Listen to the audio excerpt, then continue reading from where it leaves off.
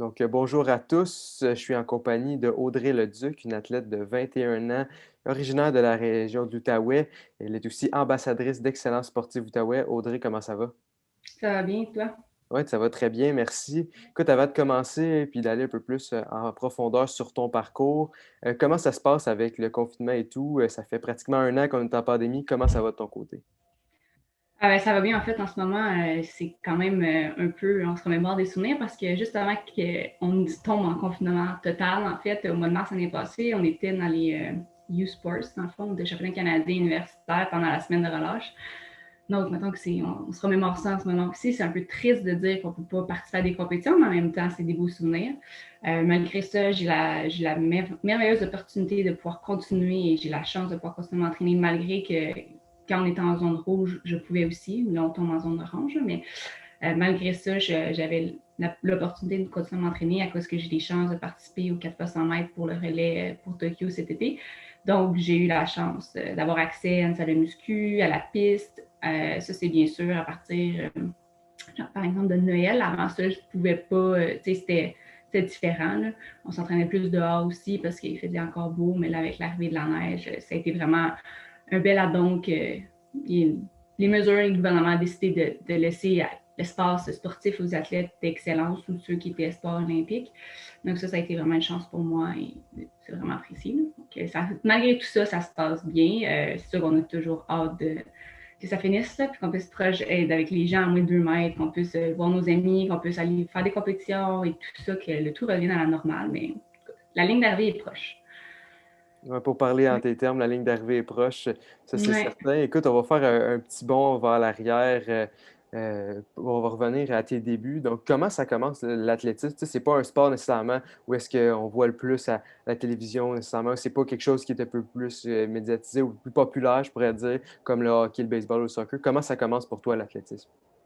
Mais dans le fond, moi, en fait, on peut aller un peu plus loin que ça. J'ai fait du sport toute mon enfance, puis j'ai toujours fait du soccer. Puis à un moment donné, en fait, on était au camping de mes grands-parents, puis un chien qui est parti à courir après moi. Puis là, j'ai couru super vite, parce que j'ai eu peur du chien, parce que j'avais peur des chiens. Et mes parents, ma mère a fait, merde, elle court vite. Puis là, ça reste comme ça. On a contacté des clubs, tu sais, ça s'est pas concrétisé. Puis après ça, je faisais de la trampoline, et l'endroit où j'en faisais a arrêté. Dans le fond, on a dû fermer pour faire des rénovations. Et c'est à partir de ce moment-là, ben, j'ai toujours fait deux sports. Donc, mes parents ont fait, OK, bon, on va regarder pour l'athlétisme. Puis ben, là, c'est là que je suis rentrée dans le club d'athlétisme de Gatineau. Et ça a commencé comme ça. Donc, bon, c'est vraiment parce que je courais vite. Puis c'était vraiment un sport aussi qui touche beaucoup, qui touche plusieurs facettes sans dire que, tu sais, il y a plusieurs épreuves, mais il faut avoir de l'agilité, il faut avoir faut avoir plusieurs qualités pour faire ce sport-là. Puis le soccer, ça l'a aidé aussi, mon soccer, faire l'athlétisme parce que la technique de course est importante et tout ça. Donc, ça a été une belle combinaison des deux. Donc, ouais, je pense que c'est comme ça que ça a commencé. Là. Puis il faut rappeler aux gens aussi que tu fais pas seulement une épreuve, donc tu t'es pas spécialisé seulement dans une épreuve. Peux-tu mentionner aux gens c'est quoi tes deux épreuves principales, puis comment c'est arrivé que tu tombes à deux épreuves, parce que c'est rare quand même en athlétisme où est-ce qu'on voit souvent des gens se spécialiser plus seulement sur le sprint, saut en longueur, saut en hauteur, vice-versa. Donc comment ça a commencé pour toi justement d'avoir deux disciplines fortes? Mais en rapport, pour commencer, mes deux disciplines plus clés, c'est le 100 mètres et le saut en longueur. Je fais aussi du 200 mètres parce que c'est quand même important pour le 100 mètres. Puis à l'intérieur, bien sûr, je fais le 60 mètres qui est la seule discipline de sprint print. Le plus court qu'on peut faire, c'est ça. Dans le fond, ça a commencé, j'ai touché à toutes les épreuves. Donc, Donald, mon entraîneur, il était vraiment, faut que tu touches à tout. Tu peux pas être spécialisé. Tu peux pas non plus, à 9 ans, quand tu commences l'athlétisme, à faire juste une épreuve. Non, non. C'est faut toucher à tout pour aller voir ce qui est intéressant. Donc, j'ai fait du cross-country, j'ai fait du 800 mètres, j'ai fait du lancer du poids, du lancer du javelot, j'ai fait du lancer du disque, soit en hauteur, soit en longueur. Comme je dis, le 800 mètres, 200 mètres, 300 mètres. Euh, à ce moment-là, c'était du 60 mètres parce qu'on est plus jeune, c'est plus court. J'ai fait aussi 80 mètres, puis 100 mètres, bien sûr. Là, c'est la progression des épreuves, mais 150. Donc, vraiment tout. Puis, j'ai décidé de me spécialiser plus dans les sprints. C'est fait automatiquement et je courais très vite, donc j'aimais mieux ça. Je me suis souvent dit que j'avais le physique d'une coureuse de 400 mètres et de 800 mètres. Mais malgré ça, j'ai fait du 800 mètres un peu quand j'étais plus jeune, mais ça reste que je suis un peu paresseuse dans la vie, donc faire un 100 mètres, c'est le plus court que je peux faire. Donc, ça concorde bien avec ce beau défaut, slash qualité, si on peut dire, de la paresse. Parce que quand on est des sprinteurs, des fois, c'est plus un peu paresseux parce qu'on fait du sprint et non de la longue distance. Et on n'aime pas souvent souffrir, dont moi. Mais donc, ouais, ça a vraiment été fait comme un entonnoir, si on peut dire. Ça a commencé très large, puis au fur et à mesure que j'avançais en âge, au fur et à mesure qu'on coupait des épreuves, à un moment donné, mes épreuves étaient... Ben, j'ai fait une compétition à Toronto et j'avais gagné 4 épreuves. Ouais, je pense que j'avais gagné 4 médailles. J'avais fait 4 ou 5, je suis plus sûre. C'était vraiment assez fou. Là. Mais j'avais fait le 60 mètres, le 150 mètres, le saut en longueur, puis le 800 mètres. Puis j'ai aussi fait du saut en hauteur très précisément. Dans le fond, le saut en hauteur a été enlevé à un moment donné parce que j'ai un peu stagné, si on peut dire. Je sautais tout le temps les mêmes, c'est 1m20, 1m21. J'étais jamais capable de faire 1m25. Donc, à un moment donné, quand t'es pas capable, ben, c'est pas que tu abandonnes, mais quand tu as un choix à faire sur une épreuve que tu vas retirer, ben, c'est celle-là qui a été retirée. Donc, j'ai continué à faire le 100 longueur, le 200 mètres, 250 mètres, puis le 100 mètres. Donc, ces épreuves clés-là. Comme ça, c'est vraiment, c'est plus au fur et à mesure. Tu fais des épreuves combinées, là, ça s'enlève à un moment donné, tu as touché à ça, mais c'est pas l'épreuve que tu veux faire comme telle. Puis, c'est sûr que tout au long de mon parcours du secondaire, j'ai fait le cross-country. Ça, c'était quand même très important pour aller chercher l'aspect de plus d'endurance. Puis aussi, c'est une autre, c'est tout un autre monde, on peut dire, au niveau scolaire. Donc, c'est vraiment à ce moment-là que j'ai plus aux longues distances, mais non, pas tant que ça. J'ai pas tout aux longues distances, là, mais c'est comme ça, ça s'est un peu plus spécialisé, si je peux dire, faire mes épreuves de sprint et de saut.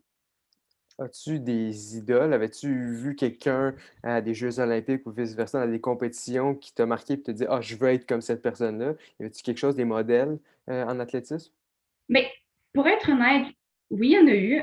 Je suis pas quelqu'un qui est très malheureusement, je pense un peu un défaut de pas être de vouloir regarder les personnes d'athlétisme, de vraiment suivre ça. C'est sûr qu'il y a eu Bruni Surin quand j'étais plus jeune, parce que lors de ma première année vraiment d'athlétisme, j'ai gagné le gala à Cétas quand j'étais minime, et Bruni Surin était là, c'est lui qui remettait les prix, si je me souviens bien. Donc là, mes parents m'ont dit, c'est qui? Puis là, ils m'ont expliqué, puis là, j'ai eu une photo avec lui à ce moment-là. Puis, donc, ça a un peu resté parce qu'il a fait, c'est quand même un parcours exceptionnel ce qu'il y a eu. Donc, ça a été un idole. Puis après ça, c'est sûr qu'il y a eu Usain Bolt. Au niveau des femmes, il n'y en a pas eu beaucoup. Comme que je dis, c'est pas les femmes qu'on parle le plus non plus dans les médias au niveau des sprints. Puis comme que tu as dit tantôt, c'est pas l'athlétisme, c'est pas l'épreuve, c'est pas le sport le plus médiatisé. C'est le hockey, le football et tout ça. Donc, ça fait en sorte que j'ai pas eu la possibilité d'avoir des femmes dans mon entourage et que j'ai pas pu voir pour qui deviennent mon modèle. Par contre, j'ai pas eu non plus, tu sais, j'étais pas comme, oh, mon idole, c'est Usain Bolt, mon idole, c'est Bruni Serin. Je me base pas là-dessus pour avancer. C'est sûr que c'est des étoiles de l'athlétisme, donc c'est facile un peu de s'identifier à eux, mais sans être à l'extrême, si on peut dire. Est-ce que justement tu trouves ça important?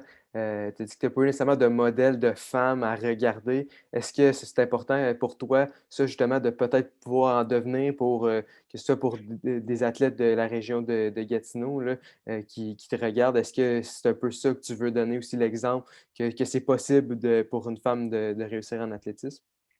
Oui, en fait, ce serait vraiment très un honneur de pouvoir faire ça auprès des jeunes filles et qui veulent percer en athlétisme, d'être un modèle, c'est sûr.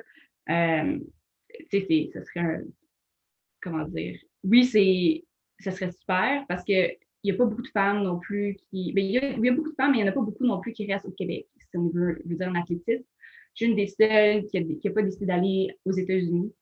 Selon moi, c'est très important. Je suis quelqu'un qui est proche de ma famille, puis m'en aller loin de ma famille, c'était pas quelque chose que je pensais être capable de faire, peut-être plus tard, mais pour l'instant, c'est vraiment ici. Puis je me suis dit, il n'y en a pas beaucoup qui sont capables de percer une voie internationale, puis qui n'ont pas été aux États-Unis. Pas qu'ils sont pas capables, mais qui ne l'ont pas fait. Qui n'ont pas décidé, moi, je reste au Québec, puis tout mon parcours universitaire, je le fais au Québec, puis je suis capable de percer quand même. Il y en a pas mal, tout le monde a décidé où il a fait une année environ aux États-Unis, puis il y en a qui sont venus, il y en a d'autres qui sont encore là-bas, il y en a d'autres qui ont fait leur parcours aux États-Unis, qui sont venus puis font des études au Québec, mais il n'y en a pas personne qui a fait je reste au Québec à premier au niveau des sprints.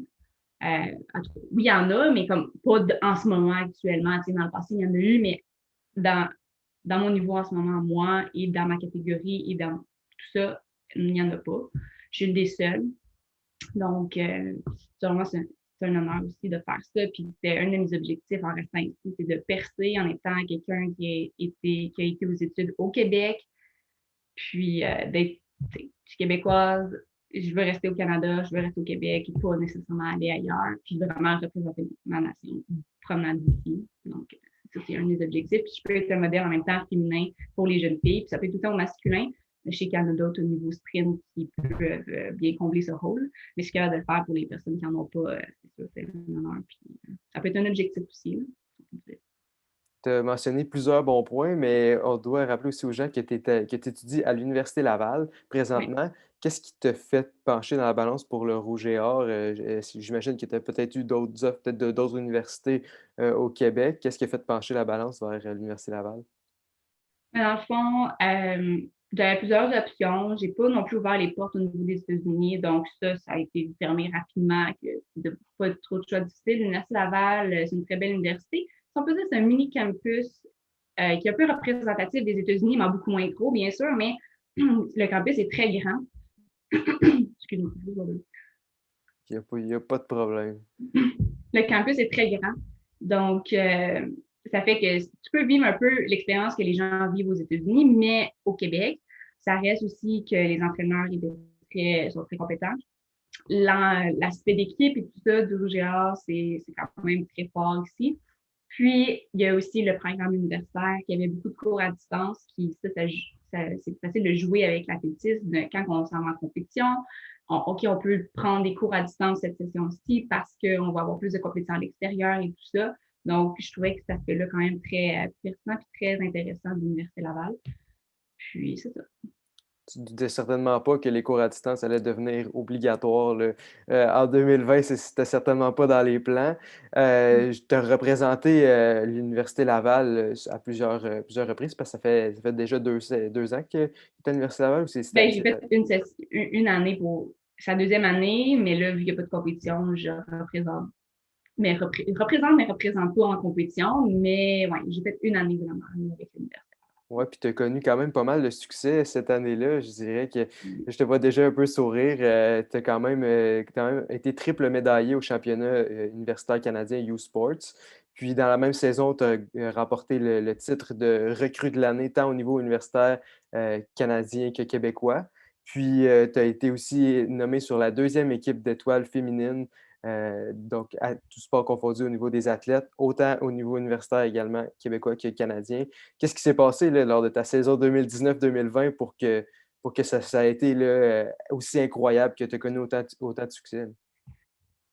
Ben, j'ai eu beaucoup d'obstacles, en fait, qui ont eu lieu, mais je suis quelqu'un qui est capable de s'adapter quand même relativement facilement. Le changement va toujours faire peur, sauf que c'est un peu bizarre, mais depuis que je suis rendue à l'université, le changement, c'est comme moi, que ben, il est là, ben, ça change, puis ça a bien donné avec la pandémie, là, mais ça reste que ça a été, tout était en place, en fait, avant que je rentre à l'université. Tout a été mis en place. J'ai eu une super bonne saison. Donc, en rentrant à l'université, ça reste que quand tu as une bonne saison d'été, le mental, il est là, tu n'es pas démoralisé, tu es comme sur un high, on peut dire. Donc, ça l'a vraiment aidé. Ensuite de ça, les entraînements ont super bien été. L'adaptation s'est relativement bien faite, malgré que il y a tout le temps des embûches quand on fait un changement. Mais ça s'est bien passé. J'ai eu la chance d'aller m'entraîner dans un camp d'entraînement au mois de janvier avec l'Athlétisme Canada pour entrer dans la vue des Jeux olympiques, qui ont malheureusement pas eu lieu. Puis, tu sais, j'avais des objectifs. Puis, ce qui m'a aussi beaucoup aidé, si on peut dire, c'est qu'avant de partir pour le camp d'entraînement, j'étais capable de faire mon standard pour les championnats canadiens. À ma première course, j'étais à un centième. À la deuxième course, qui était la finale, j'ai réussi à faire le standard. Donc, mon billet pour Edmonton était déjà, il peut être acheté, il était déjà signé, si on peut dire. Puis, j'avais la chance d'y aller. Donc, le stress de faire le standard n'était pas là, n'était plus là. J'étais déjà partie, puis j'avais fait une compétition avant même que 2020 arrive. J'ai fait OK, bon, je peux m'en aller en Grenade, pas de stress. Après ça, quand tu reviens, parce que si tu n'as pas fait le standard, tu dois t'arranger pour le faire. Donc, juste ça, un stress de moins. les compétitions sont un peu déboulées quand je suis revenue. Après ça, ben, c'est sûr que le championnat provincial s'est super bien passé. Puis l'ambiance qu'il y a là-bas, c'est juste phénoménal. C'est inexplicable. Et faut le vivre pour le comprendre, si on peut dire, mais ça nous met dans un bon mood, ça nous met dans une belle ambiance pour bien performer et tout ça. Puis, c'est sûr que là, ça a débouché. J'ai fait un record personnel au 100 longueur, des bonnes performances aux 60 mètres aussi, pas autant qu'espéré, mais ça reste que c'est pas grave. Le championnat canadien, ça s'est super bien passé aussi. Donc ça s'est bien terminé, puis tout était là pour être nommé recrue de l'année, si on peut dire, et de juste être fier, juste avant que la pandémie commence, là, mettons. Exact. Est-ce que tu peux Ouais. expliquer aussi aux gens rapidement qu'est-ce que c'est les standards? Tu l'as mentionné quelques temps avant. Peux-tu juste rapidement, c'est quoi le standard? Là, je ne m'en rappelle plus du standard même, mais un standard, dans le fond, c'est le temps minimum qu'il faut faire pour être certain ou certaine d'aller au championnat canadien universitaire, au U-Sports. Si on ne fait pas le standard, il faut être dans les 12 meilleurs. Donc, dans le fond, moi, j'étais dans les 12 meilleurs quand même, mais j'avais le standard. Donc, si tu as 12 filles qui font le standard, celles qui n'ont pas le standard ne peuvent pas se qualifier. Mais par exemple, il y a 5 filles qui ont fait le standard, ben, il y a 12 filles qui vont être sur la ligne de départ pour la qualification de 60 mètres au championnat canadien. Ça veut dire que toutes les autres places qui sont pas comblées vont pouvoir être comblées avec les filles qui font le top 12. Donc, je ne sais pas si c'est clair. Oui, exactement. C'était juste aussi pour situer Okay. un peu tout le monde, pour Ouais. comprendre aussi les références. Tu as eu la chance de porter le maillot d'Équipe Canada, donc de représenter ton pays au championnat des moins de 23 ans, Ouais. justement en juillet 2019 au Mexique. Tu as même remporté une médaille d'argent lors du relais 4 fois 100 mètres. Comment on se sent quand on porte pour la première fois le chandail avec, avec vraiment le logo du Canada, avec la feuille d'érable là, sur notre maillot? C'était vraiment une belle expérience. C'est sûr que c'était pas pour rien enlever à mon expérience et au NACAC, là, mais c'était juste en Amérique du Nord, donc j'ai vraiment hâte de vivre l'expérience à travers le monde. C'est une compétition au niveau international tout de même, mais ça reste que il n'y avait pas autant de pays. Mais juste ça, c'était vraiment phénoménal. On s'en va là, on représente le Canada, on est là avec les meilleurs du Canada et non juste du Québec qui vont représenter au niveau du Canada. Non, c'est vraiment le Canada, tu es sélectionné parmi les meilleurs du pays. On y va, puis c'est une super belle expérience. Gagner la médaille d'argent au 400 mètres, c'était super le fun, malgré le fait qu'on n'était pas préparé autant qu'on aurait pu, parce que ça reste qu'on vient de quatre coins, on vient de partout du Canada, on n'a pas pu se préparer en avance, on n'est pas là, c'est pas comme avec le Rouge et Or qu'on peut faire des entraînements, non, non. On arrive là-bas, on a comme 2, 3 séances, même pas pour se pratiquer, puis on peut faire les échanges et tout ça. Donc, juste ça, c'est une période d'adaptation. C'est un peu stressant, mais ça reste que ça l'amène aussi un peu de plaisir du fait qu'on vit l'adrénaline de OK, il faut bien performer et tout ça. Puis, ben, ça a donné quand même fini deuxième. Donc, avec un record aussi canadien, U23. Donc, Oui, c'est ça, il faut quand même le mentionner que ça n'a pas ouais, été, ça a quand même été une bonne première expérience, on peut dire, là, un bon baptême de feu avec ouais. l'équipe canadienne. Euh, pour rentrer au niveau un peu plus psychologique, je me suis toujours demandé qu'est-ce qui se passe quand tu es au départ, tu t'en viens pour te lancer, tu attends le signal. Qu'est-ce qui se passe dans ta tête juste avant de te lancer, que ce soit autant au saut en sprint qu'au saut en longueur? J'imagine que ça doit être deux feelings un peu différents. Mais qu'est-ce qui se passe dans ta tête là, juste avant de te lancer en compétition? Bon, mais dans un premier temps, on s'en mètres, il n'y a rien dans ma tête. Je suis là, puis j'attends juste le coup de départ. Donc, j'attends le fusil pour partir. Puis, je ne peux pas avoir rien d'autre parce que sinon, c'est distrait. Puis, des fois, ça m'est déjà arrivé que j'étais distraite. Puis, tu sais, je suis comme, let's go, Audrey, t'es capable. Des fois, c'est ça qui. OK, mettons, à vos marques, là, je peux me motiver, j'attends parce qu'il y en a qui peuvent prendre 10 heures avant, j'exagère, là, mais qui peuvent attendre vraiment longtemps puis faire plein de petites manies de OK, je me touche le visage, OK, je peux prier. Ils peuvent placer leurs jambes comme qu'ils veulent, puis ça peut être super long. Donc, pendant ce temps-là, toi, t'es déjà prête, puis t'es comme, OK, let's go, t'es capable. Puis après, quand ils disent le prêt, plus rien. Là, c'est OK, t'attends le coup de départ, puis là, tu pars. Mais généralement, ça se passe pas super lentement, comme j'ai expliqué. Il y a des exceptions, des fois que ça se passe, mais d'autres fois, non. Donc, des fois, ça se passe tellement vite, puis je suis tellement dedans, puis tout ça, puis il n'y a pas rien. Donc, tu sais, ça varie des fois. peut-être que c'est quelque chose qu'il faudrait que je travaille aussi, qu'il n'y ait rien tout le temps, puis ça soit tout le temps la même affaire, mais j'apprends aussi, là, j'ai encore des choses à apprendre au niveau de tout ça. Puis pour le saut en longueur, c'est très différent. Il n'y a pas le niveau d'attention autant qu'il faut que j'ai au sprint parce que j'ai pas le coup de départ, donc c'est moi qui décide quand je me lance. Donc, je suis comme, OK, là, je prends une respiration, puis tu sais, OK, je suis capable. Puis là, j'y vais. Puis quand je me sens prête, je m'élance et je pars, puis c'est court vite, parce que puis n'aie pas peur, puis go. Puis là, ben, on décolle. Des fois, ça fonctionne, des fois, ça fonctionne pas, mais c'est juste, il n'y a pas grand-chose à mention longueur. Parfois aussi, ben, il faut se souvenir ce que l'entraîneur nous a dit juste avant l'autre tour pour se souvenir qu'il prend la hauteur, qu'il fait ci, fait ça. Donc, des fois, c'est juste ça de se le remémorer. Puis, après ça, on y va.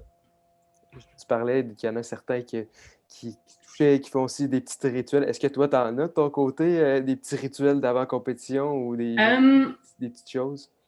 Il y en a pas. Ben, en fait, mon père m'avait déjà fait réaliser. Il m'a dit, ouais, à un moment donné, tu sautes, des fois, tu sautes pas. Je ne pas que ce soit tout la même affaire. Donc, moi, je traverse pas par-dessus mes blocs, je traverse à côté parce que si on frappe, ça fonctionne pas. Là, tu frappes ton bloc, là, c'est OK, faut que tu recommences parce que ça a bougé. Donc, je passe à côté, je saute, puis là, je secoue un peu mes jambes, là, je regarde en avant, puis comme je regarde la ligne d'arrivée, OK, c'est là.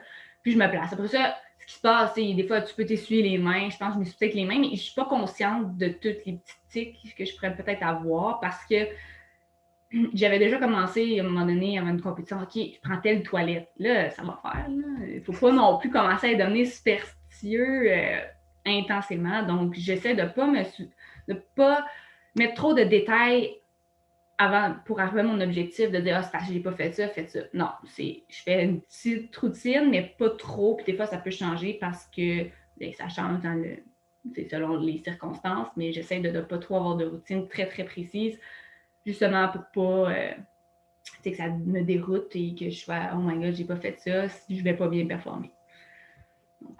Ouais, c'est ça. Des fois, il y a des petites choses qu'on dirait que tu es tellement dans le moment que tu remarques pas. Puis là, il y a souvent, j'imagine, tes parents te regardent ou quelque chose. Puis là, ils disent hey, t'as fait ça avant. Ah, j'ai aucune idée. On dirait qu'il Ouais. y a un certain blackout où on est tellement concentré qu'on est seulement concentré sur la tâche. Puis c'est ça. Des fois, c'est fou ce que ça peut faire, soit l'adrénaline ou la pression ou un La mélange des deux. concentration aussi, juste le Exact. fait d'être concentré, tu réalises pas. Puis, Exact. Tu as eu la chance de te mentionner tantôt que tu as eu la chance de voyager quand même à quelques endroits, que ce soit au Canada, un peu partout à travers le monde. Est-ce qu'il y a un souvenir qui te reste marqué ou un endroit là, que tu t'es dit waouh, je suis vraiment à cet endroit-là, que tu as eu la chance de visiter un endroit incroyable?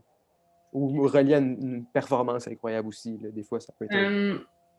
Ben, pour moi, chaque performance est un peu incroyable, si on peut dire.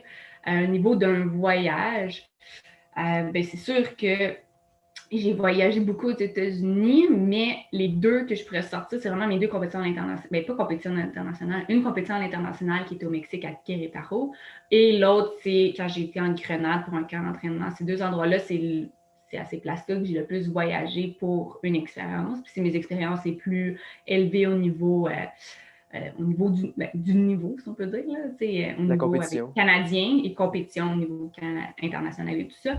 Donc, je dirais que ça, parce que c'était vraiment beau là-bas, c'était l'ambiance et l'environnement qui était là, était un environnement de très haut niveau. Donc, ça, c'est très plaisant. Puis, en fait, juste en te l'expliquant, je dirais peut-être que c'est la Grenade parce qu'à Querétaro, on n'a pas pu beaucoup visiter puisqu'on était en compétition, tandis qu'en Grenade, j'étais en entraînement, donc on peut visiter. On n'a pas non plus l'aspect de nourriture, il faut faire attention à ce qu'on mange un peu plus parce que, tu sais, quand on est en train de compétitionner, ben, il faut pas calculer. Moi, je calcule pas tout, mais par exemple, je n'irai pas manger des chips, je n'irai pas manger des beignes, je n'irai pas manger de la crème glacée ou du gâteau fromage, tout ça avant une compétition, tu sais. Mais en Grenade, c'est n'importe quand, tu peux le faire. Tu peux aller jouer au bowling si tu veux, tu peux aller manger au restaurant. Toutes ces choses-là peuvent être faites en situation d'entraînement. Donc, ça, c'est vraiment super le fun de pouvoir aller explorer la Grenade et faire les activités sans avoir de contraintes au niveau plus sportif. Donc, je dirais peut-être la Grenade, après réflexion, en parlant avec toi. Là. Ben, c'est parfait parce que c'est quand même toute une expérience d'avoir été en camp d'entraînement. Puis comme tu dis, tu as pu quand même pas juste te concentrer sur l'entraînement. Tu as quand même pu visiter aussi, puis c'est un peu plus. Ouais. J'imagine que l'ambiance est un peu plus relaxe aussi. Eh ouais, vraiment, là, Il y a un peu tout le monde, là, aussi, de toute l'équipe, parce que quand tu voyages en équipe, des fois, même si l'athlétisme est un sport individuel, tu as ouais. certains groupes, tu voyages. Donc, j'imagine que ça doit être l'atmosphère un peu plus détendue, un peu plus de plaisir. Ouais, ou surtout, ben oui, au voyagement, au début, je connaissais pas les gens, mais après ça, au retour, tu sais, oui, on est là, puis tu sais, c'est beaucoup plus facile d'interagir avec les gens, puis c'est un nouveau relax, c'est pas qu'on est en vacances, mais c'est quasiment ça, tu sais, on est dans le sud, j'avais de l'école, c'était le début de l'année scolaire, ça a pris un peu le bord, là, si on peut dire, mais tu sais, t'es 2 semaines et demie là-bas, t'en profites, t'es au soleil, t'as la chance d'être là-bas, faire ton sport que t'aimes, en même temps d'être au chaud, puis de pouvoir visiter une super belle place, d'aller à la plage à chaque soir, si tu veux, chaque matin, n'importe quand. C'est sûr que la priorité restait les entraînements, mais alentour de tout ça, on a des journées de congé, on avait des journées où on n'avait pas accès à la piste, peu importe. C'était vraiment, bon, qu'est-ce qu'on fait aujourd'hui? Bon, on va aller visiter là, là, là. Tu sais, c'était vraiment cet aspect-là de pas de contraintes et de jumeler deux choses vraiment plaisantes, qui est l'entraînement, qui est faire mon sport que j'aime, à voyager. Donc, c'est quand même, c'est vraiment le fun de pouvoir faire ça dans le camp d'entraînement. Quand dans la compétition, c'est moins possible, mais ça se fait quand même, mais plus les dernières journées du séjour là-bas. Là. Tu as parlé de certains, au niveau de la nutrition. Tu sais, on s'entend, il faut que tu regardes un peu ce qu'on mange quand on est athlète, tout ça, surtout près d'une compétition ou au moment de la compétition. Mais est-ce qu'il y a quelque chose là, que tu dis, petit cheat meal ou un petit repas, là, un peu de tricherie ou des petites gâteries, tu quelque chose que quand soit que tu reviens d'une compétition ou quelque chose, y a-tu un petit quelque chose, que ce soit les bonbons ou tu as un tel type de repas que tu te fais? Ou une poutine même, peut-être de chez Ashton à Québec, là, c'est un peu mythique là, qu'on entend parler. Mais est-ce qu'il y a quelque chose que tu te permets là, des fois à revenir à une compétition où est-ce que ça a bien été? En fait, peu importe. Même que ça allait mal été, que ça allait bien été, tout le temps. Le lendemain de la compétition, je peux me bourrer avec tout ce que je veux. Il y a pas, c'est quoi qu'il y a devant moi, là, puis c'est ça qui arrive. En Floride, à un moment donné, j'avais jamais mangé de PFK de ma vie. Là, Donald avait faim. On est allé là. Puis j'ai pris le popcorn parce que j'étais comme, il me semble que c'est vraiment gras. Puis je sais plus trop, j'ai pris ça. Là, aux États-Unis, je sais pas si c'est la même affaire là, ou c'est pire, là, mais j'ai comme, ok, je veux pas trop en prendre. J'ai mangé ça. Tu sais, c'est qu'est-ce qui est devant moi à ce moment-là, qu'est-ce qui m'est offert. Je mange n'importe quoi qui est pas santé parce que c'est comme si on dit, t'as pas le droit de manger ça pendant une semaine avant ta compé ou 2 semaines, tout dépendamment, tu sais, qu'est-ce que la personne veut faire. Moi, c'est une semaine généralement. Mais tu sais, je vais pas manger du PFK 2 semaines avant ma compé, mais je peux manger des chips un peu raisonnablement 2 semaines avant, mais une semaine avant, non. Donc, c'est pendant une semaine, c'est comme si tu étais privé de quelque chose, puis après ça, tu es juste genre, OK, j'en veux. Mais quand tu es privé, tu en veux juste toujours plus que d'habitude quand tu en manges peut-être pas pendant une semaine déjà, mais là, vu que tu peux pas en manger, tu en veux plus. Donc, tu sais, surtout pendant l'été, des fois, tu es avec des amis, puis là, il y en a qui vont manger des chips, puis là, ben, toi, tu peux pas. Tu sais, t'en manges pas. Puis ben moi, c'est ça que je fais. Puis là, ben, après, c'est comme, OK, je veux manger des bonbons, des chips, du chocolat, n'importe quoi. Mais aussi, au niveau avant mes compétitions, je fais juste attention à ce que je mange. Pas, en fait, je fais attention à ce que je ne mange pas. Donc, je ne mangerai pas de chips, je ne mangerai pas de bonbons, je ne mangerai pas de chocolat. Ben, le chocolat noir, c'est moins pire, là, mais je ne mangerai pas tout ce qui est les sucres qui sont pas bons pour la santé, des fruits, c'est correct. Non, aussi les gras. Ça va vraiment faire attention au niveau. Tout ce qui est un peu modifié, puis qu'on va dire fast food, puis mauvaise bouffe, là, tout ça. Mais sinon, ce qui est dans mon assiette, au niveau des repas, je vais manger beaucoup de fromage, je vais manger beaucoup de popcorn, ça c'est vraiment bon, j'adore le popcorn, donc j'en mange quasiment 5 fois semaine, mettons, là. Mais pas celui full de beurre, par contre, ça j'aime pas ça, quand c'est trop beurré, c'est pas mieux, puis ça reste que c'est une traite que j'ai quotidiennement, ben, au niveau de la semaine aussi, là, j'en mange beaucoup, mais je trouve que c'est important pour moi, j'avais déjà vu un nutritionniste qui m'avait dit, oh non, tu peux pas manger de fromage. J'ai dit, mais voyons. Puis j'avais vu une nutritionniste comme, oui, mais tu peux en manger, mais si c'est comme ça que tu manges, mais il faut juste faire attention, il faut que tu vois un peu. Donc, quand tu es rendu que tu manges beaucoup de cochonneries dans une journée, tu vas faire. Quand tu commences à te sentir mal, c'est peut-être le temps d'arrêter. Tout est Donc, une question de quantité aussi, là. exactement. Puis mon chum me dit souvent, ben, un petit peu, ça fait pas mal. Là. Tu peux en prendre un petit peu, il faut que tu sois raisonnable, c'est tout. Là. À un moment donné, il n'y a pas de raisonnable avant une compé, mais dans la vie, comme surtout en temps de pandémie, je vais me permettre. ça reste que je suis en entraînement, donc je peux pas manger plein de cochonneries à chaque jour, mais je trouve ça important de spécifier aussi aux gens et tout ça. Faut faire attention à ce qu'on mange, mais il faut pas non plus exagérer. Ça c'est ma perception à moi, c'est mon opinion, mais faut faire attention, mais il faut pas non plus capoter avec tout. Là. Je calcule pas, OK, je mange tant de glucides, tant de lipides, tant de gras et tout ça. Là. En général, je regarde puis je fais attention, mais il ne faut pas non plus virer fou avec tout ça. Là. C'est clair, c'est de regarder ce qu'on mange, mais des fois, là, ça fait du bien au moral de se laisser aller sur certains petits trucs. Écoute, on arrive à la fin. On a parlé un peu plus tôt que tu étudies à l'Université Laval, tu étudies en psychologie. Qu'est-ce qui t'a fait choisir la psychologie? Qu'est-ce qui t'a attiré dans ce domaine-là, rapidement? Ben, dans le fond, j'aime vraiment tout ce qui est on parle beaucoup de TDAH dans la société et tout, puis les tests de TDAH, c'est vraiment intéressant. Donc, j'aimerais me spécialiser en neuropsychologie, mais aussi juste la psychologie en général, ça m'intéresse énormément. J'avais des rencontres avec des psychologues sportifs, puis je suis capable d'anticiper ce qu'ils vont me dire. Je suis assez bonne en psychologie pour dire, OK, mais je sais que ça va être ça, faut que je le fasse, mais ça ne va pas de le faire. Des fois, c'est juste, je connais la réponse en psychologie, mais il faut juste le mettre en pratique. Donc, juste ce fait-là, quand j'avais des rencontres avec des psychologues, m'a fait voir aussi que c'était très intéressant l'approche qu'il y avait, puis comment qu'on peut voir, c'est comment qu'on peut vraiment jouer avec la psychologie puis le mental. Donc, au côté sportif, c'est sûr que ça m'intéresse énormément de devenir psychologue sportive, mais aussi c'était vraiment neuropsychologie pour faire les tests, puis après ça, faire les rapports, puis tout analyser ces aspects-là, puis pouvoir faire des liens après ça. Ça, c'est ça qui m'intéressait le plus. Puis, c'est pour ça que je me suis dirigée là-dedans. Ben, c'est parfait, c'est un très bon côté. On aurait tout pensé, peut-être justement, vu qu'il est une sportive, ça aurait été psychologue sportif, mais c'est un autre voie, puis c'est bien parfait comme ça.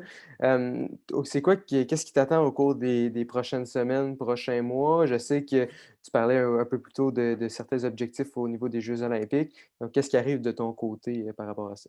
Ben là, on est en attente un peu. Là, tout est annulé.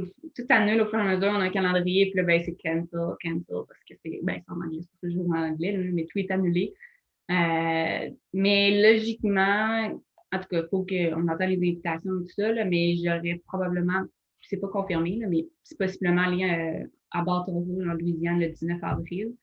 Ensuite de ça, là, il faut faire les demandes. Il faut se soumettre qu'on veut y aller, tout ça. Mais il y aurait aussi les championnats du monde de relais qui sont le 1er et 2 mai en Europe. Je pense en Pologne.